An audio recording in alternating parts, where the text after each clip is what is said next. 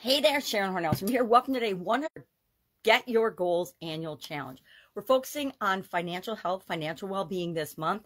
And as such, our topic today is financial goals and core values. How do our core values impact our financial goals?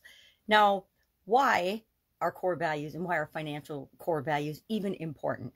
Well, they allow us to align with who we really are and authenticity. Again, who we really are. They allow us to match those things up because there are infinite ways to make money, right? And to have money flowing into your life. But if it doesn't match who you really are, it's not going to feel good or feel right to you. And it's going to be much harder than if you find ways that are part of who you really are, that align with you and your core values. It helps with our decision making and our prioritization. It helps us make sure that we're not creating conflicting goals in the area of finance and, for example, relationships or family or physical health or well-being. For a long time and for a lot of years, I had financial well-being and financial health a higher priority in my life than my physical health. And that caught up with me, and boom, I got a huge wake-up call from a health perspective and physical perspective because I wasn't paying attention to that area and aspect of my life because I was prioritizing other things. So it's important for that. It helps us be consistent and keeps us motivated toward moving toward the things that we want. If there's a match and an alignment between our core values, what's truly core to our being and part of who we really are and important to us, and the motivation it takes to achieve anything that we want to get in our life. And then finally, fulfillment and well-being is positively impacted when our core values match up with the goals that we set for ourselves.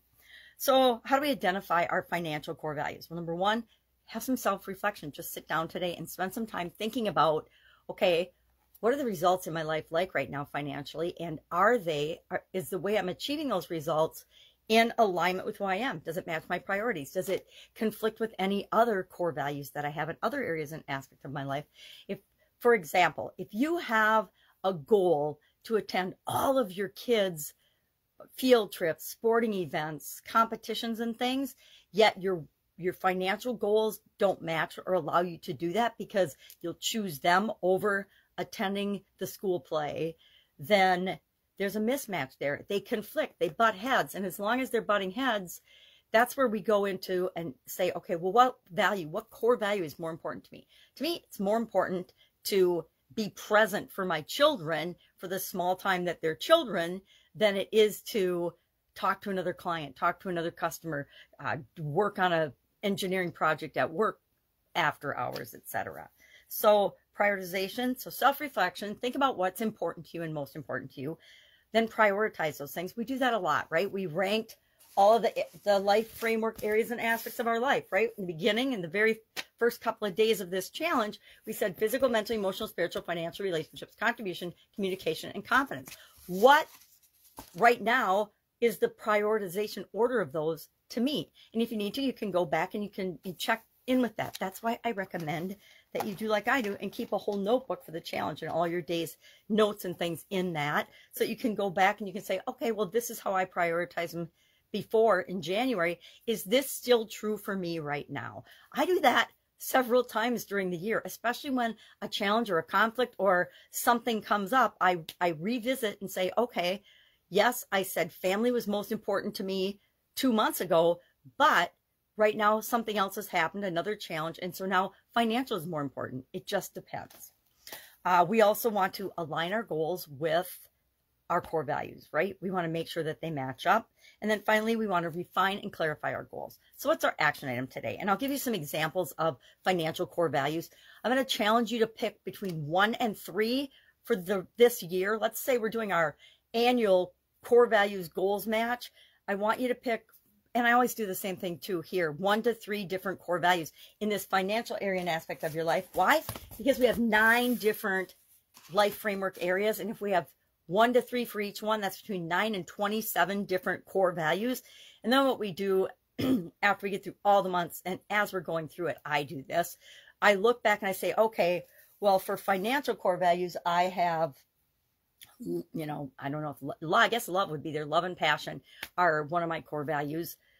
Do I love? And that also shows up in mental, emotional, and spiritual for me. So I like that core value a lot because it actually shows up in all 9 areas and aspects of my life. So you want to, refine it and say, okay, well, if this is showing up in more than one area, maybe that's really emphasizing to me that that is one of my core, most important values. So what are some examples? So we're going to pick between 1 and 3 core values with respect to our financial health and financial well-being. Well, what are some possible core values with respect to finances? Financial security, wealth accumulation, financial independence. Maybe you want to be free from other people controlling your finances. Responsible spending. Some people, it's very important to them to manage their spending and expenses. Philanthropy and giving. Is that important to you from a financial standpoint? And again, when I was younger and just trying to survive and raising my family, philanthropy and giving was not one of my top 3 core values when it came to finances. Education and growth. Education and growth is one of my core values, and not, well, I guess educating other people, but educating myself primarily and growing and becoming the best version of myself. That again is another core value of mine that pops up in almost every area and aspect of my life and life framework. And then finally, legacy and generational wealth.